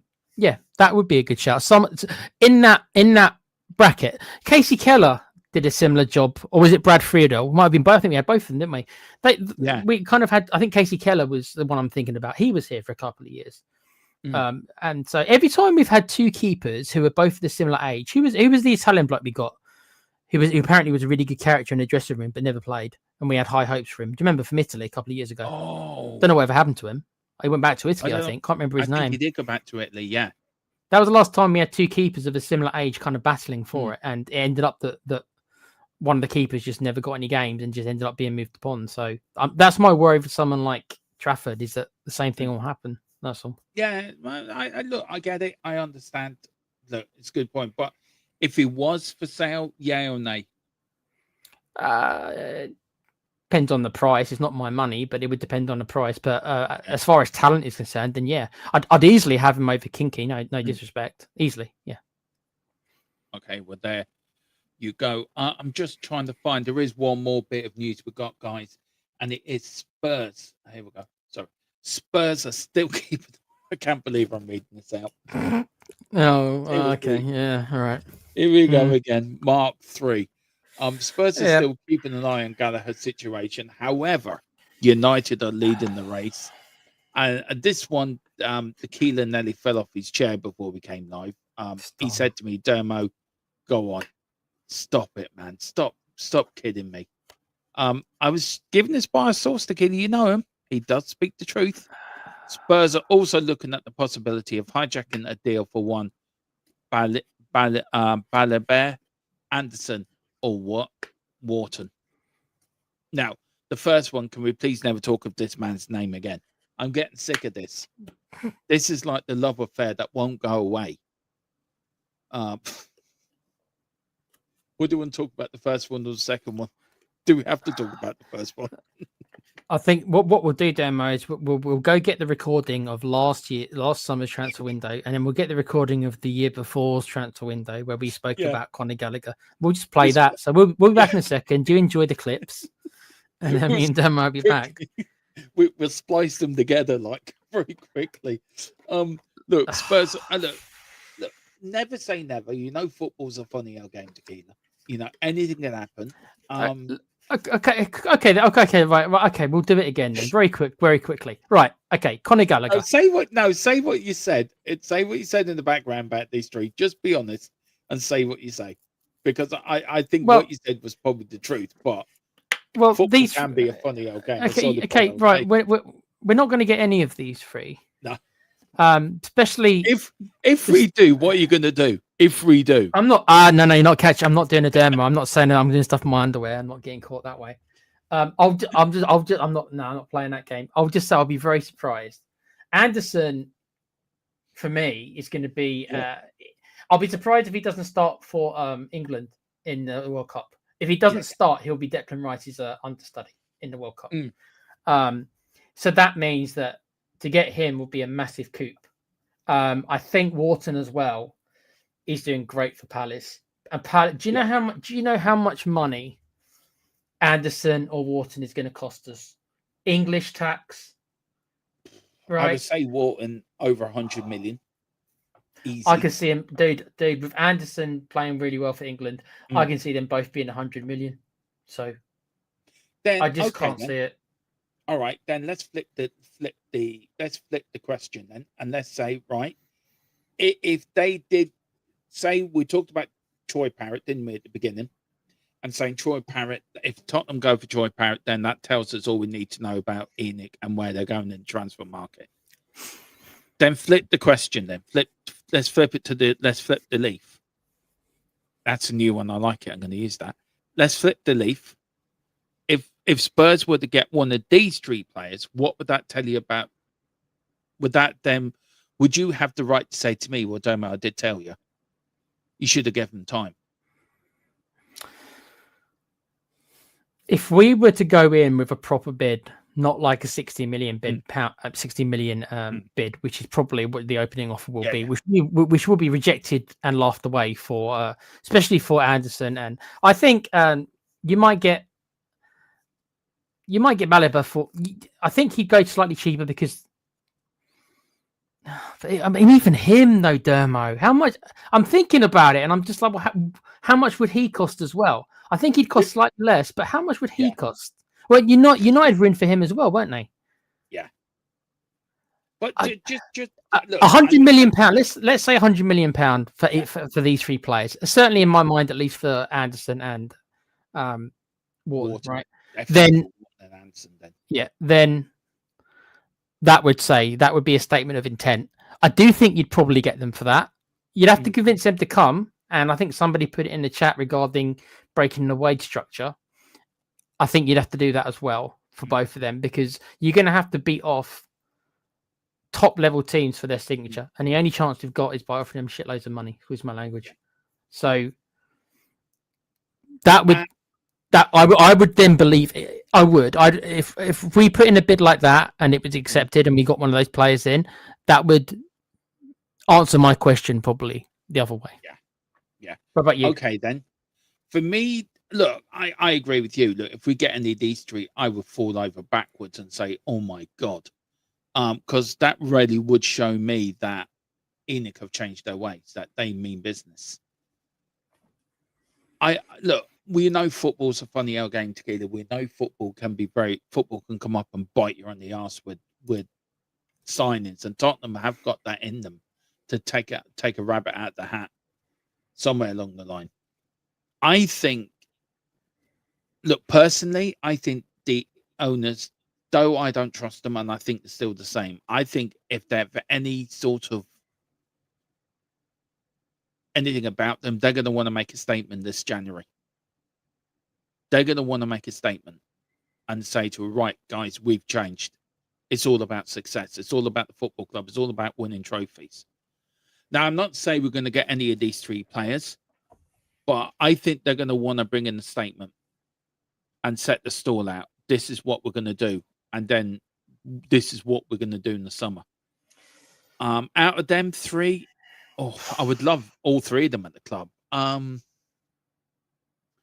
Do you know what? If I had to pick one, I would have probably I'd probably have to go for Wharton. I think I think he's the better midfielder. I think he gives you more. And I just think him and Tottenham, can you imagine him, Xavi, and Bergville together in that midfield three? Well, I was about to say, who do you put Xavi He's an in upgrade on Bentancur. Wharton is an upgrade on Bentancur. Well, easily. But Yeah. this is my point: is who do you put him next to? Paulinho. You could do. Who, by the way, if you want to keep him, that's another 30 million. Yeah. So think about that as well, like 30 million for him, and then, as I said, 100 million. Do you see Enoch splunking 130 million? That's not without wages. Yeah, but look, I can't see it, dude. I get it. Look, we've been here so many times before. Where we don't know if it's going to happen or not, and we've been let down so many times. But if they really want to make a statement, if they really want to push the boat out there, then this is the window to do it. I know January's supposed to be hard, but it's all about making a statement, isn't it? And if they bring in the right players for the second half of the season, who says we can't go for European place second half of the season? What would you do, Dermo? What would you do if Enoch on January 1st bid 100 million for Anderson? This would be my preferred two, and 100 million for Wharton. Okay. What would you do? And brought them both in. I would turn around on the 1st of January, that night show, or when we break the news together, and I've been totally wrong. I'd be cock a hoop. That would give us arguably maybe not the best, but at least one of probably the best midfield pivots in the Premier League. So it cost us 200 million, but that's what it would take. So who would you at that midfield would you let go then? Bentancur would be definitely one. I'd get rid of Bentancur, Bissoumas. That's easy. We already know about that. Yeah. I'd get rid of Bentancur. I'd get rid of Sarr. That might not be very popular, but personally, I think he's okay, but I don't think he's top quality. Do you think Bergville's better than Sarr? Yes. I think he's got more potential anyway. I'd keep Bergville because he's young, Anderson and Wharton, and I'd probably keep Paulinho as the elder player. And he's probably the best, defensive player out of those four. But those would be my four midfielders: Anderson, Wharton. This is me personally, Paulinho and Bergville. Yeah. No, for me, I probably agree with you. I can't see them bringing in two, but if they're I was being hyperbolic, but it's just could you imagine? Even if they brought in one together, I think I would still say the same thing. Okay, they proved me wrong. Yeah, so would I. And I think if we can do, I think we need to do something in January. I think they realise that as well, and I think. The problem we found, I think, last summer, Tequila, and we will probably talk more about this in the January window. But the more we look at the summer window, we didn't get rid of our outgoings, and that's always been our Achilles heel, isn't it? We can bring players in, but it's about getting rid of the deadwood. And do you remember that first summer on the Ange? How many players we got out that summer? That Paratici had full control over the window. Dyer went, Sanchez went, Højbjerg went. A load of players went out, didn't they? And we bought a load of players in. So I think Paratici has to start the ball rolling now. I think they're going to have to go to Paratici. Right, work your magic. I don't think you're going to see that many players out in January, though. I mean, we Definitely could cut. Summer. You can cut ties with Bissouma. I think you might as well just do that now. I don't know what the point of wasting is. You might as well just get it over with. Let's just do it. Am I doing an internal investigation? I don't know how much of an internal investigation they're going to need. The video's there, like. Well, You know, unless we somehow think that we can get an extra year out of him, sign a contract, and then flog him in the summer to get a bit of money. But no one's gonna. Who's gonna take him? Who's gonna take him? He's not lit the world on fire at Oh, Spurs, I've and got a team he's that. a troublemaker. Who take him? Yeah, I got a team that would take him. West Ham. North Korea United. See how There long he we go. lasts. Think how long he lasts up there, don't we? Yeah. Well, we can send him to Russia. See how long he lasts. See how long he lasts there as well. Right. Let's talk about our last bit of news before we finish off this show tonight, guys. And if you are enjoying it, do hit the like, do hit the subscribe. Yeah, do that. It really would make our year. If we get to 2,300 by Christmas, that'd be great for us. Really would be a great year. Do you know what, Tequila? We're actually nearly gonna hit. We're not that far off of hitting 500,000 views we got for this year, for the whole year. Yeah, no, it's been a good year, mate. It's been a really good year. We are going to do a stream Christmas Eve just to thank all you guys who subscribe, your members as well. So there is a show for you guys, and we're going to get many of you members on as well. So do join us for that. Now, on your screen, Tottenham family owners order account review after Levy exit. Now, this is in Bloomberg. So I'm going to read you a little bit of the article, not a lot of it, but the start of it, guys. The majority owners at Tottenham Hotspur is conducting an accountant review into former chairman Daniel Levy, long tenure as part owner and custodian, according to people familiar with the matter. The review by the Lewis Family Trust is understood to cover all commercial aspects of the Premier League Football Club's operations, including how sponsorship agreements were structured. One person said they spoke on condition of anonymity to discuss private information. The decision signals further deterioration in the relationship between Levy and the ownership group. Levy has instrumental engine Tottenham's financial turnaround during his last 25 years at the top of the club, before being controversially removed by the Lewis Family Trust in September. While there is no indication of any wrongdoing, the review looking into whether players and commercial contracts and payments were fairly valued. One of the people said it is being held by an executive management supported by legal counsel from Dickinson Mitto. According to another person, it follows a review earlier this year from the US management consultant firm Gibb River before Levy exited. Representatives for the Lewis family, Dickinson and Mitto, Levy and Tottenham Hotspur all declined to comment. Now, a certain control, such reviews might be a normal practice after a change of ownership, but in the case of Tottenham, it was an existing owner access and control. The Lewis Family Trust, via its holding group of Enix Sports, indicated. Just really going on a bit more. So, what do you think into that, Tequila? Do you think there's a smoking gun somewhere along the line? Do you think, right, let's put it this way very quickly. Do you think Enix are looking for a smoking gun? Or You mean? Do you think they're trying to pin something on Levy? Is Yeah. that what you mean? yeah, it wouldn't surprise me. But what would the motive be? Right, Joe Lewis was something inside the trading, wasn't he?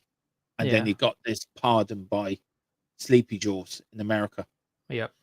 Yes, he was caught asleep. He accused Joe Biden the same. He did the same himself. That was so funny.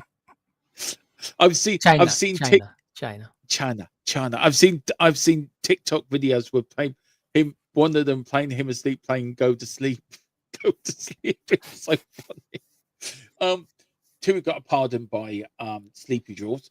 Do you feel there's a link between something that Lewis could have done that they're trying to pin on Levy? Or do you think because Lewis took no interest in Tottenham and it was left to Levy all by himself? It's do you know what? Should we be worried as Spurs fans?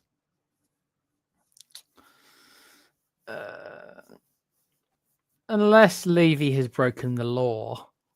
And do you know what? I slag off Levy a lot, and rightfully so, because I don't like how he treated the football side of the club. But I never thought he was stupid, dude. I never once said the man was stupid. So do I think that he'd be stupid enough to kind of like break the rules? Do I think that he's incapable of breaking the rules? No, that's naive. But do I think he generally would do something that's obvious?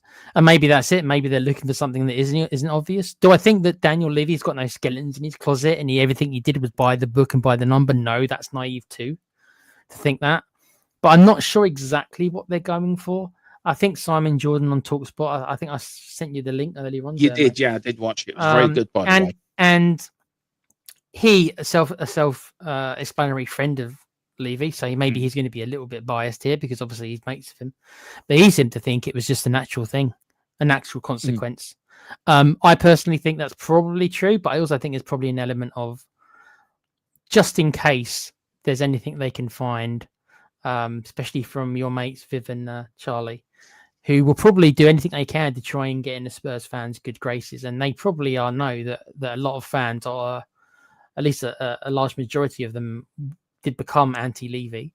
So any way that they can find anything on him to kind of dish any dirt and get any kind of score any points with the Tottenham fans, I think they'll do as well.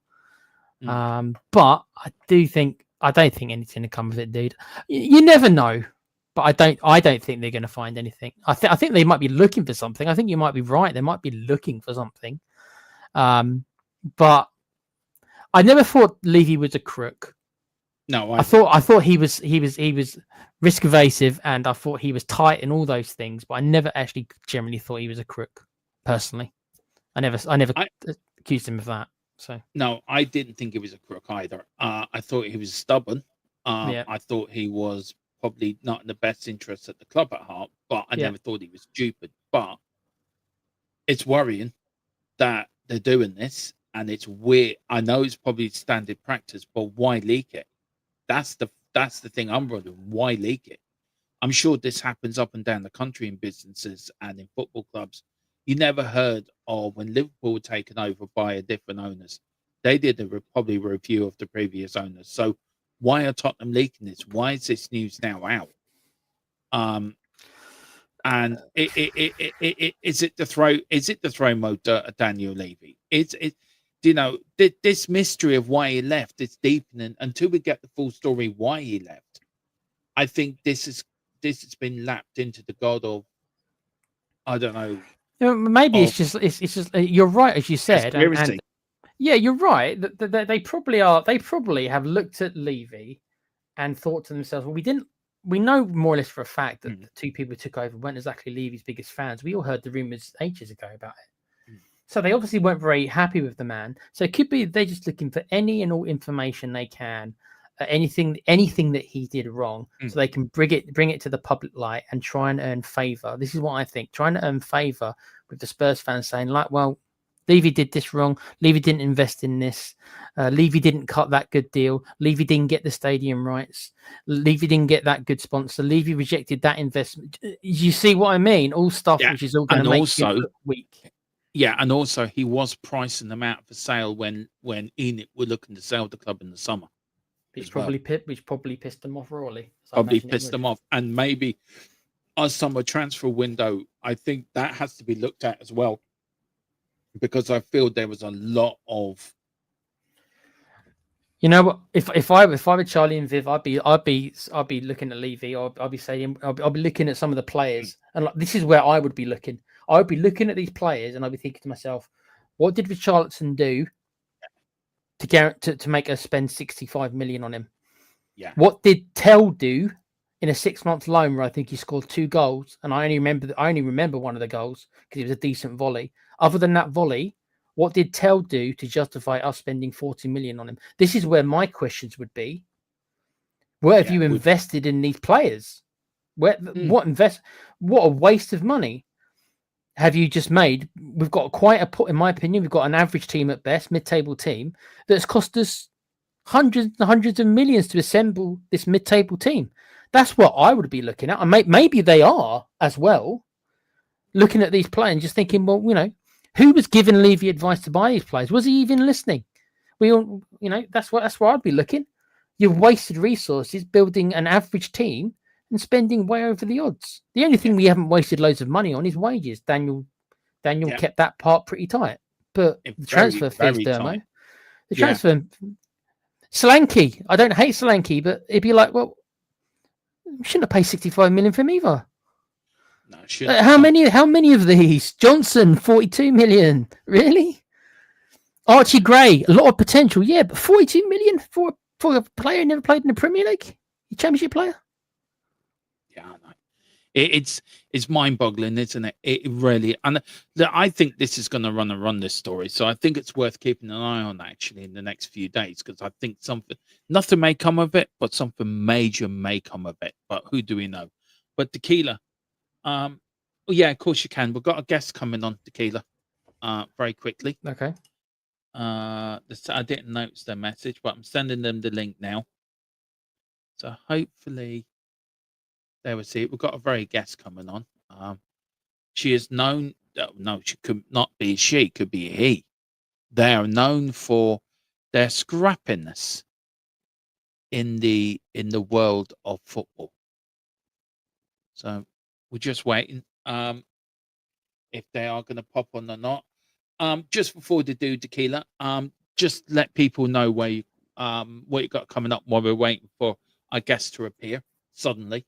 What you got coming up in your channel, bud? You can find me at the Play Pouch, and I thought there'd be South Park, but because it's so near Christmas, and my mate who's meant to be doing it's got quite a young family, so you can understand. So he's just said that he's going to restart it in the new year. So South Park will be coming back. It's not really Christmassy anyway, is it? South Park, let's be honest. So South Park will be coming back in a new year, but we do have at least 3 or 4 shows coming up. There's going to be a show at the weekend, which is going to be our version of the Game Awards, which is a little bit sarcastic because it wasn't the best year. That'll be over the weekend. I'm not sure on the time. And then I will be doing 3 pre-records to release to you lovely folks on Christmas Eve. I think one is going to come out. And then it's going to be one maybe like the 27th, 28th, and then the last one will be just before New Year's, which will be the top 5 games of the year, the top 5 worst games of the year, plenty to choose from there, and the 5 best games that we're looking forward to for next year. And there will be pre-records that I'll be recording before Christmas, and they'll be out in the last week of the month. And the only other thing is there is the official Game Awards show. Dermo, you might be interested in watching this. The official Game Awards show, which is tomorrow night. Well, it's actually Friday morning for us, so in Europe at 1 a.m. So if anyone wants to start up late and watch it with us, we're going to be doing a live recap, even though it's going to be really late and I'm going to be really tired, at 1 a.m., which is the Game Awards show. So please join us for that, and we'll talk about. You never know, Dermo. Maybe you'll finally get your Transformers game, but don't count on it. I'm not counting on it. I'm looking forward to the James Bond game coming out. I cannot wait. You will probably see that. Yeah, so you'll probably get a trailer for that. While we wait. Oh, here she is. Right. I have to play this thing again. Where is it? This is her new intro too, by the way, and this is she. This is her new intro. Let's get ready to rumble!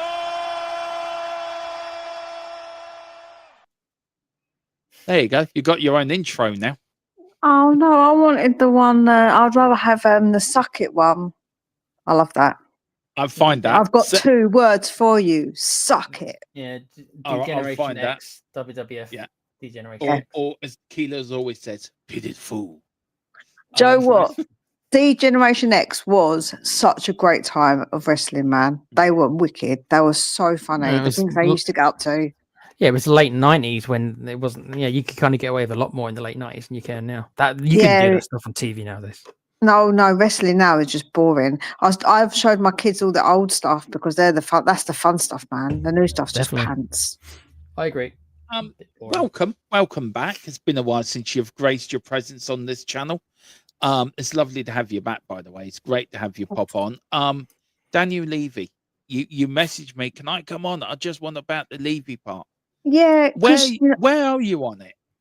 Because, well, I did a video about it earlier, Dermot, and to be honest with you, I feel like that this is like a bit of misdirection from the Lewis family. So they're trying to say, look, we're so innocent, we didn't do nothing. All these years, it's always been Daniel Levy, because it's very convenient that now he's left, that they're pointing the finger majorly at Daniel Levy.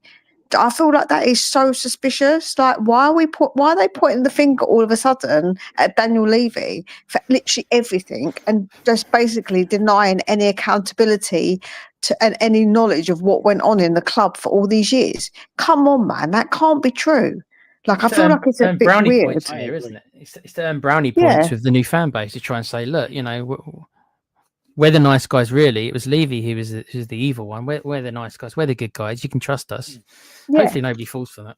You Well, I never know. hope not, because I don't know if anyone's seen Agatha All Along it was from Disney. That's what it reminds me of. It was like it was Levy all along. That's what it was like. Like, that's what they're trying to say. They And should you're have released right. that they should release that song just like they did Yeah. for you were saying. Levy it all was like- along. They should release It was like I said, Mia, right? This happens up and down the country through different football clubs, different owners come in. This happens day in, day out. Why was this linked? And I think you're right on that. I don't trust Enoch. And we were talking about me and Tequila earlier about transfers and what do they need to do. And I feel Enoch do need to do something this window to stamp their authority and say, look, this is the way we're going to go forward. Look, what do you want from Enoch this summer, this winter? And what would a statement signing be for you? I think that for me, they've got to keep to their word, right? Otherwise, they're going to look pretty stupid. Because if they've gone and done all this stuff and said, look, it was Levy all along, and it just is exactly the same as what it's always been, then that shows that's not actually true, right? So they're going to look really, really foolish if they don't step up. So they have to go big or go home, innit? That's what they got to do. And for me, I feel like we now, with the situation with Adogi, we need to get someone on the left, really. I don't think that's a statement signing, but I do think that has to be addressed. And I think that Joel, would be a statement, ripping up someone like Basuma's contract and saying bye-bye. I feel like some of the stuff they could do, not just buying players, but in the way that they act towards these players that they don't want, to get them out. I think that would also send a statement. I think that would show that things are changing around here. We're not mugs. We're not going to just let you sit and take your pay packet, Yeah, no, I agree. Look, if you could pick one player, guys, right, in the window, look, we know Simeone can be got in January, but I think he may end up going to Liverpool. I think, if we're going to be totally honest. And I think I read somewhere on another Liverpool YouTube channel that a deal has been agreed with Liverpool and Bournemouth for Simeone. How true that is, I don't know. I just feel they've got to do something this year. But I think you're right with the misdirection. I really do feel you're spot on with that, Mia. I really do. I mean, guys, where are you with this now? I feel there should be a protest. Tequila knows how I feel about this, and don't you, man? That I feel there should be a protest. I feel there should be something changed for Tottenham. Should be coming out of the woodwork and start saying, right, if we don't see any improvement, we're going to come back out again. Mia, look, you go to the games a lot. Do you think the fans have the appetite for more protests, or do you think everyone's in Tequila's boat, which is we're going to give them a summer and see where we go from there? What do you want to see happen?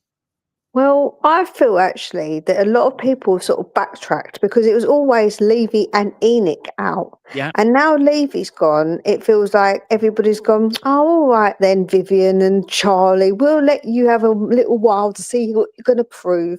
And I just don't really understand why, because they were always really against the Lewis family as well as Daniel Levy. So I don't really know why it kind of dispelled when they're still here and they're refusing to sell the club.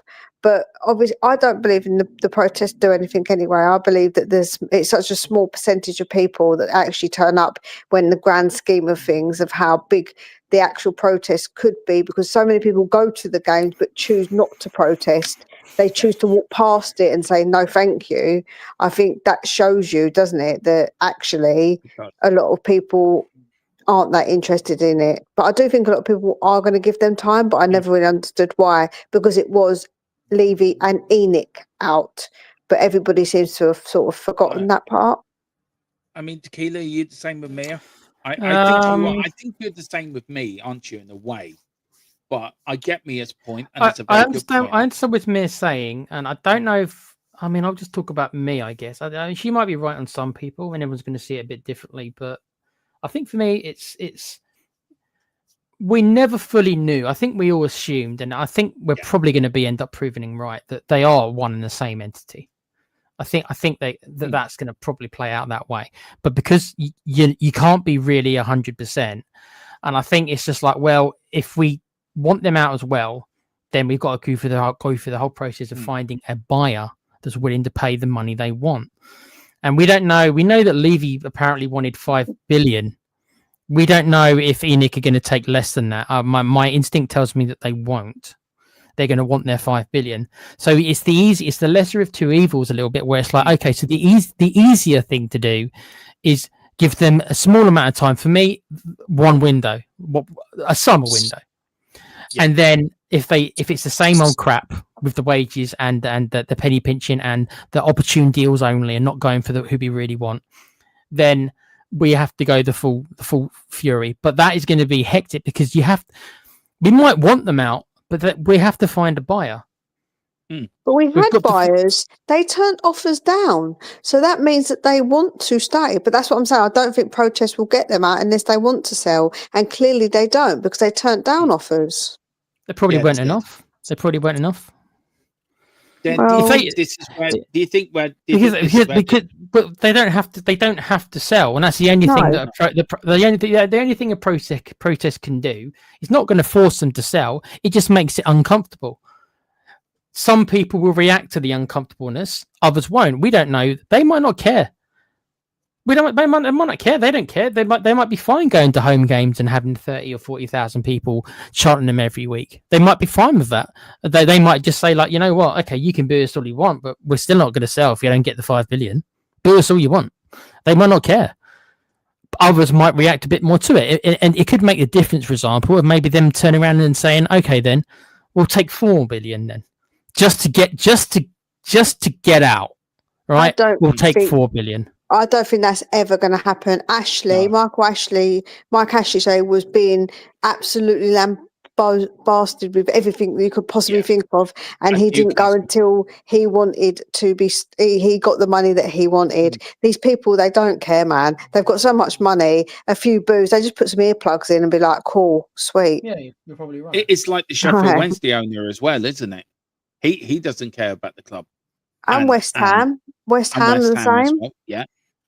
I agree with Tequila. Look, we had the Amanda Stavely thing in the summer, didn't we?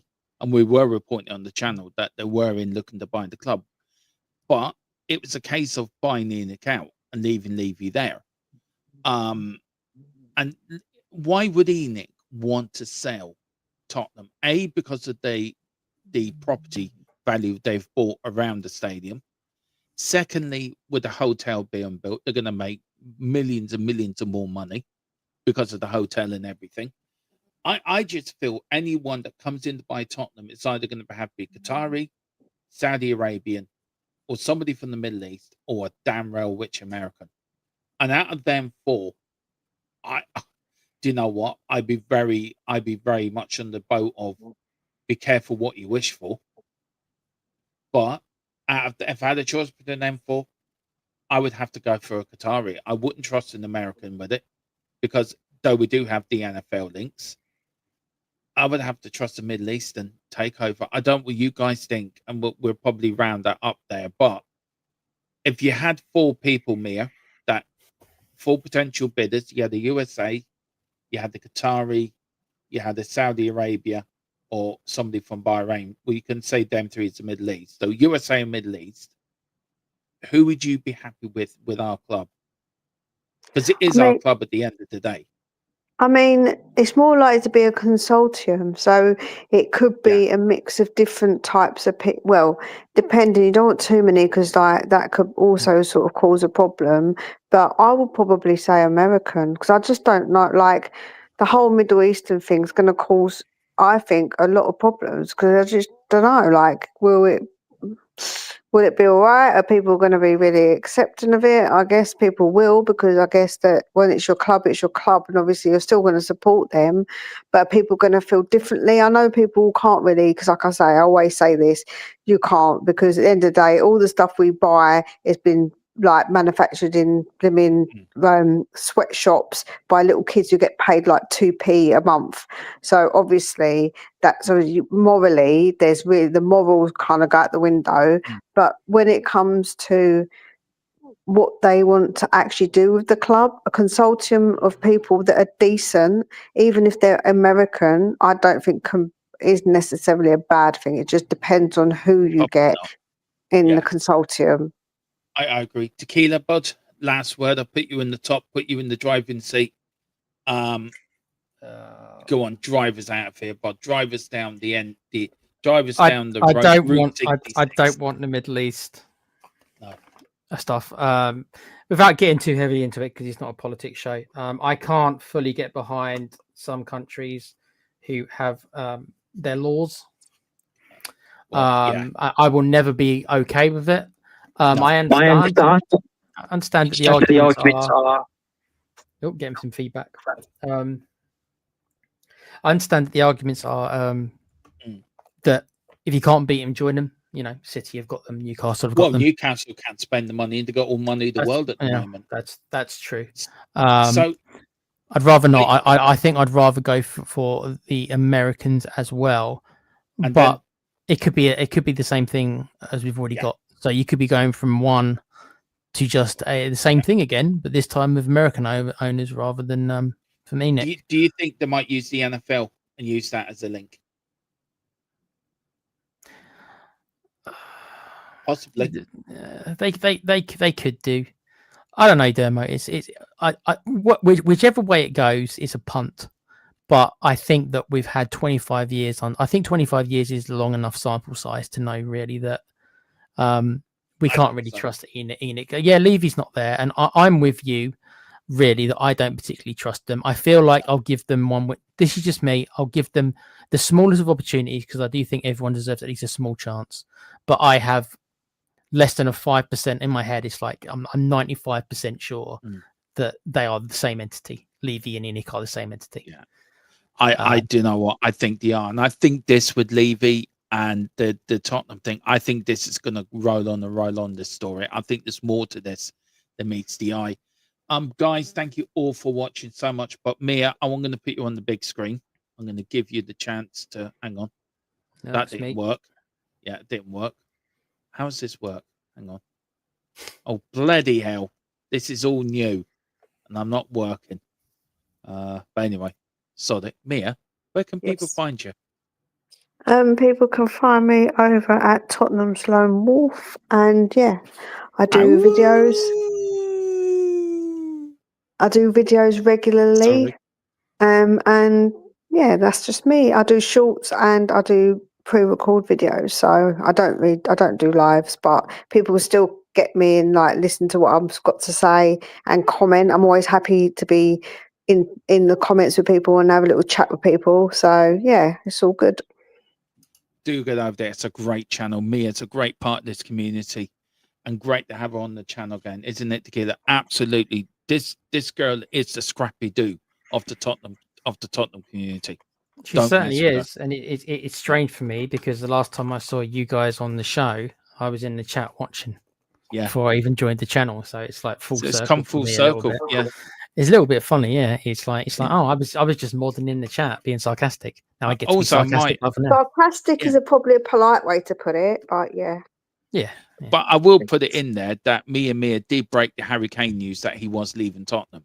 Mia, that's always our claim to fame. We broke that first. Joe, what the battles and fights I had with people about Harry Kane, man, ridiculous. I know those were the days. He wanted to leave people. You couldn't force him to stay. It doesn't matter how much you wanted him to stay. He did not want to stay. So all this whole we should have kept Harry Kane business is just silly because he didn't want to stay. Very quickly, Mia, we were talking earlier about Troy Parrott. Keela says no. Am I right to say that, Keela? Yeah, no. You need, let him go to another league first. Prove he can do it there. Then come back to me on it. I've got my Irish glasses on, thinking, yeah, because he done brilliant for us, and he is doing well where he is. Would you take him? Yeah, or nay? No, absolutely go. not. Just because they do well in some other league, it doesn't mean this they can come back to the Prem. And just because they're doing well for Ireland, it's Ireland. Yes, but we're in the World Cup draw. Well, congratulations, but he's still.